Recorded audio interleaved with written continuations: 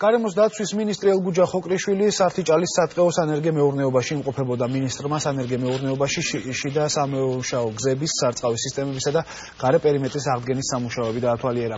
სანერგეში გამოყვანილი ენერგიებით ბორჯომში დაბა ტბის მიმდებარე ტერიტორიაზე 2008 წლის აგვისტოს მოვლენების შედეგად განადგურებული ტყის მასივის აღდგენა გრძელდება. დაგეგმილი არის ისეთი ტიპის სამუშაოები, რომელიც არის ვთქვათ, როგორც წითელი ნუსხის, ისე ჩვეულებრივი თესლების კონტეინერში დანერგვა. პირველი პრიორიტეტი ისევე ნიჭება, რომ ბორჯომში 2008 წლის კონფლიქტის შედეგად დამწვარი ტყის მასივის აღდგენის სამუშაოებს მოხმარდეს. ასევე აქ მოეწყო შიდა სამეურნეო გზები, სარწყავი სისტემაზე მიმდინარეობს მუშაობა. ეს არის ელდარის ბიჭი, ეს არის ჩვეულებრივი ბიჭი.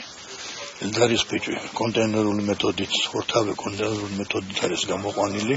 ეს არის ბორჯომის მიდამოებისთვის შესანიშნავი, კარგად მიდის 1800-2000 მეტრამდე წადის ზღვის დონიდან და ბორჯომში ესე განმწვარი ფართობების გასატყუებლად არის უნიკალური.